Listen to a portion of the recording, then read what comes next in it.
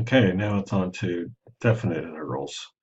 So an example of this might be something like, let's see, integral from -1 to 2 of x squared minus 3 dx.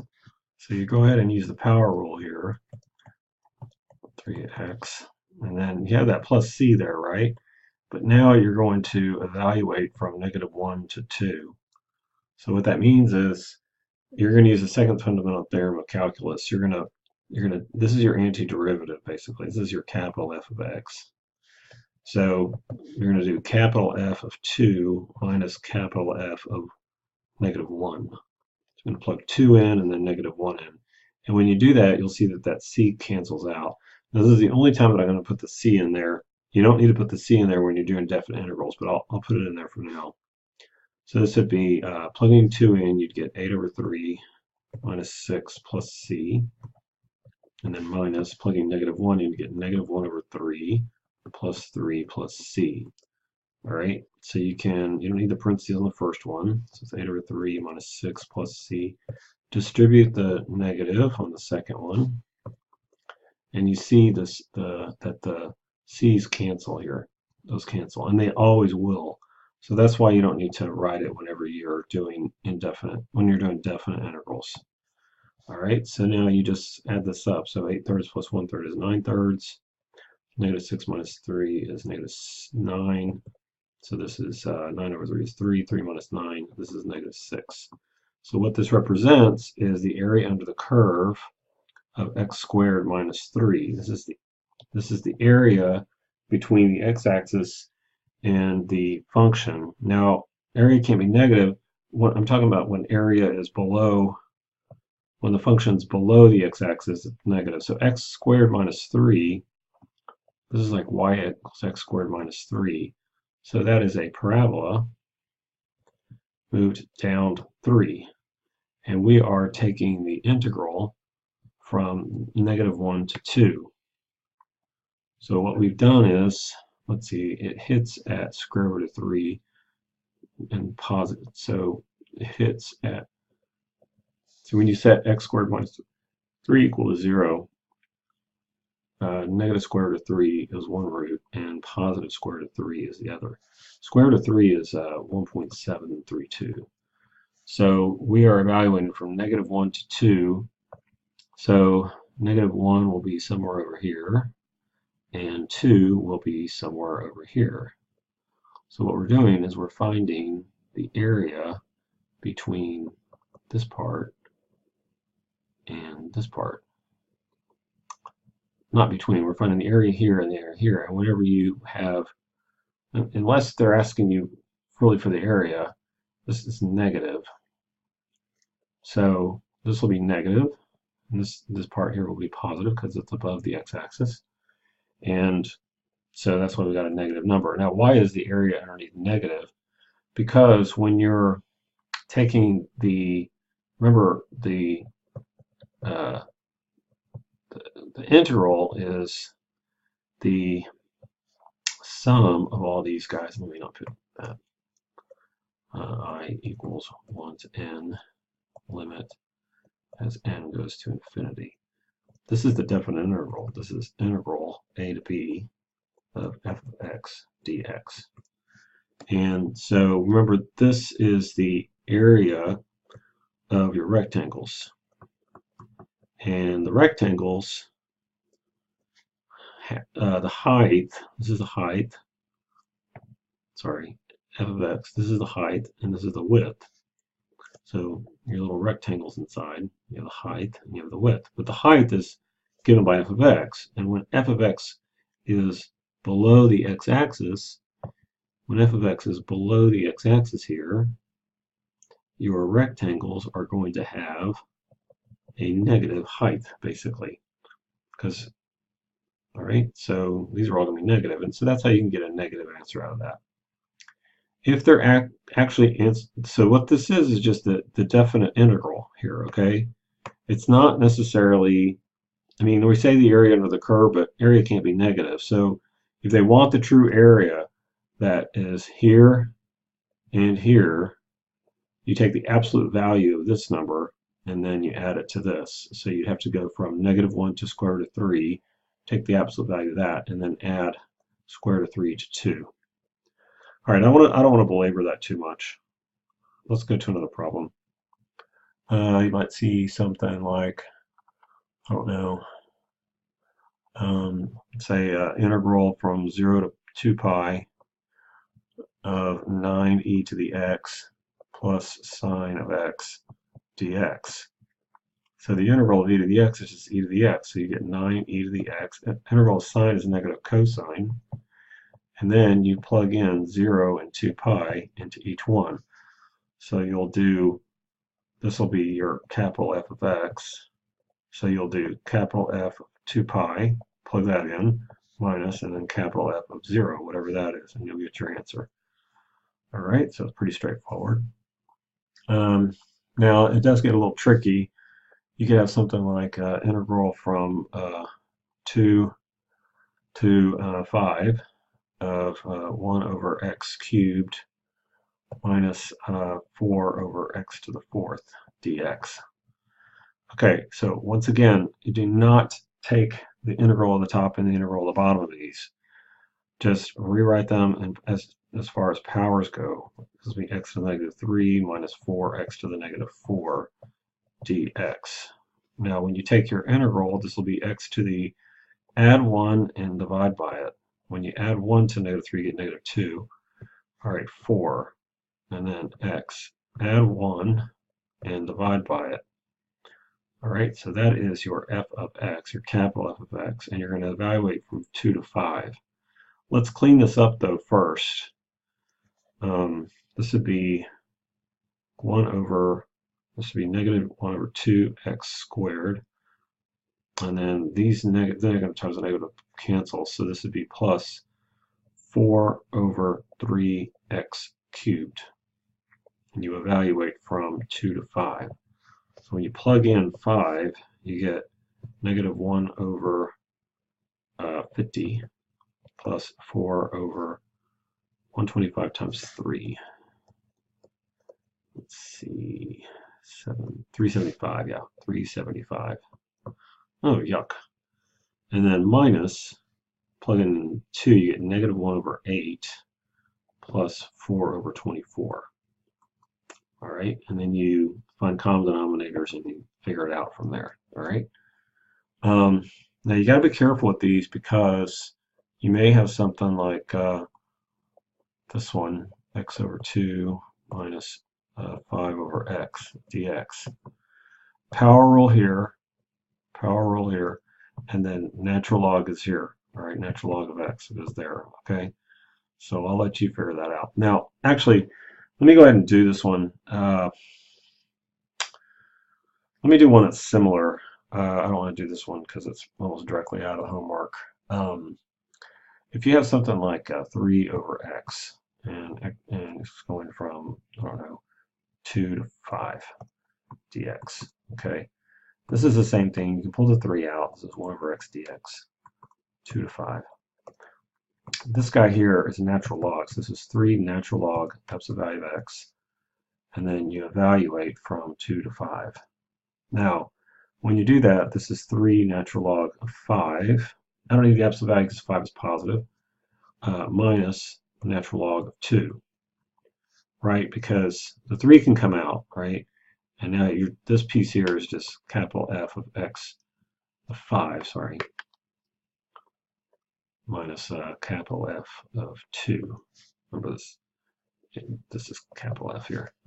All right, so your rule from algebra allows you to divide those two, and then there's your answer. Okay.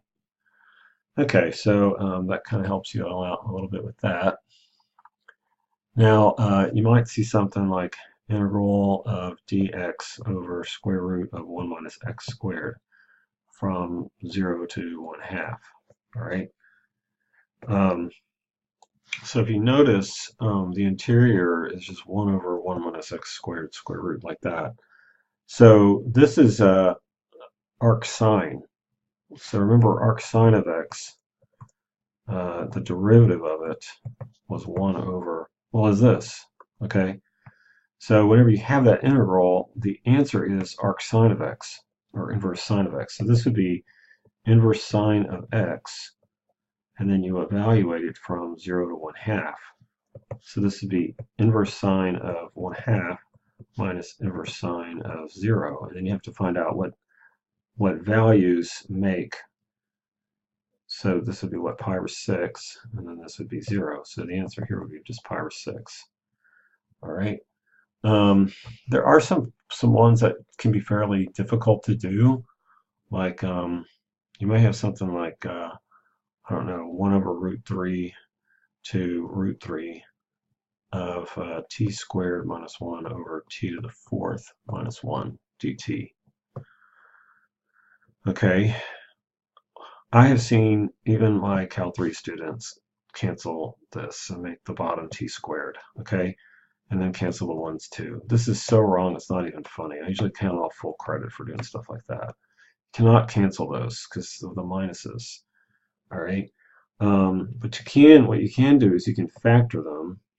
The top, you can leave that as t squared minus 1, and the bottom is t squared minus 1 times t squared plus 1.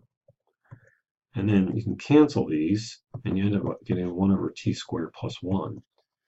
And then if you're smart, you realize that is arctangent of x. That's the derivative of arctangent of x. And so you're going to use that as the antiderivative there.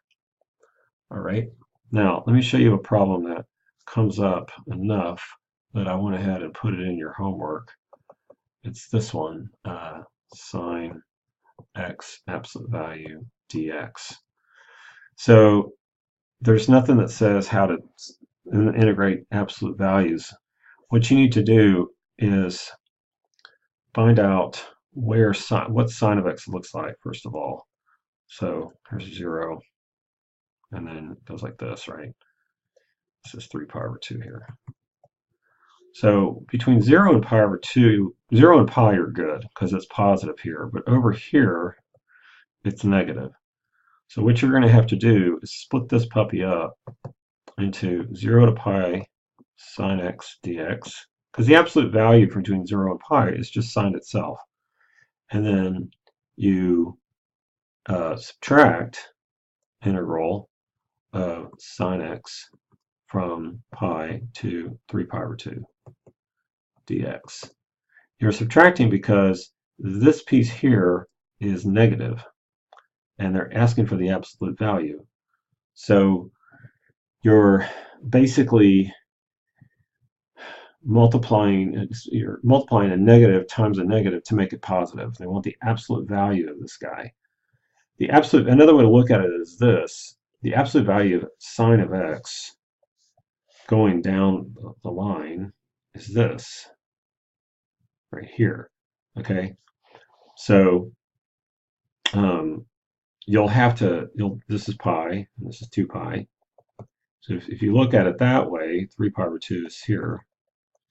You'll do integral 0 to pi sine x, and then plus integral pi to 3 pi over 2 of sine x. Now when you do this piece, it'll turn out to be negative, even though it's above, right? But so then you multiply it by negative and you make it positive, all right? A problem in Cal 2, the very beginning of Cal 2, contains that, so I wanted to get you ready for it. All right. Another problem might be something like this, where they give you like a sideways parabola. Let me get some color in here. And the parabola is x equals 8y minus y squared. All right. In order to do this, so what they want to do is integral from 0 to 8 of 8y minus y squared dy. So what they want you to do is find the area here. So instead of finding the area between the curve and the x-axis, you're finding the area between the curve and the y-axis. That's why they're using y here. All right, so the integration is exactly the same. All right, and you need to know that this is 8 and this is 0. All right, because that's why those go there. So you just integrate the same way. All right. They might throw at you something like this one here, give a line up here, and then they'll give a function right here, and they'll ask you to find the area of the shaded region in here. All right. So what you'll need to do, so the yellow one is like y equals 15, and this the red one is like y equals, I don't know, fourth root of x or something like that. Okay. So to find the area of the shaded region, you do the top one minus the bottom one. So the integral would be basically 15 minus the fourth root of x dx, and then it goes from 0 to wherever they intersect. You have to find out where they intersect by setting them equal, okay? And so where they equal, you'll set them equal. Where they equal, you'll put that number there, all right? Power rule here, this is simple there, all right? I want to go back to this problem real quick. I said that I would correct it. There's an issue right in here. If you notice the denominator, if you let the t be equal to 1, you'll get the denominator as 0, which is bad. And if you look, this integration, 1 over root 3 is about 0.57, and root 3 is 1.7. So what happens is 1 is between these two. So what they're asking you to do in that 1 is, well, I guess it's just a whole, so it's okay. So we're good. But it's a whole because that 1, the part that's at 1 will cancel out and you'll just get this piece here. So it should be okay. If I were to give this to you on a test, I would probably make it so that it were something like 0 to 1 over root 3. So then you wouldn't have it being integrated over a discontinuous point. We'll get to that in Cal 2. I want to look at some of the problems that you might see in the homework. These are from the homework, actually. I want to discuss this. It says, so the first one, W prime is the rate of growth of a child in pounds per year. What does this represent here? So the rate of growth is always a derivative. So it's a derivative. And so when you take the integral of a derivative, you get W back, W of t back. So basically, the way this works is the integral of W prime of t is going to be W of t.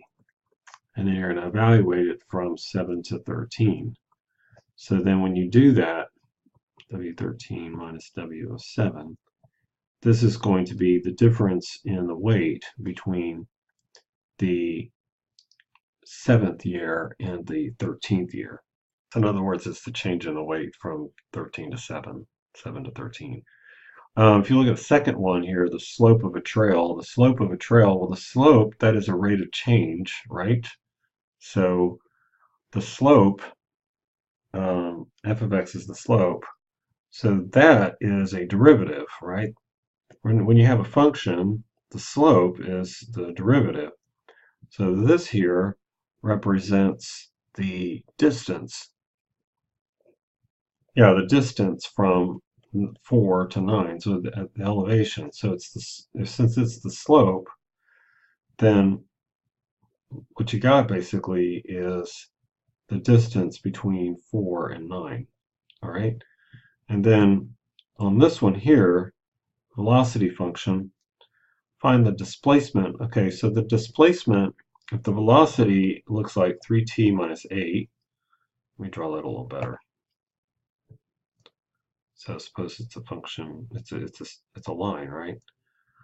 3t minus 8. The displacement tells you, so like you went somewhere and then you came back, maybe. The displacement is this distance here. And so that will be between 0 and 5. So here's 0, and here's maybe 5's here, I don't know. So the displacement will just be the regular old integral, 3t minus 8. The distance traveled by the particle, see, if you look, the distance traveled is the whole thing. So this is where you would have to find out where the line hits the x-axis and then do two separate integrals. So if this is a, let's say, make that a little thinner. If this is a, you'll go 0 to a, 0 to a, and then this is dt, of course, plus, and then a to 5, 3t minus 8. One of these will be this one will be negative, and so you'll multiply that by a negative to make it positive. And that'll give you the distance traveled. So that's how you do some of these problems in the rest of section 5.4.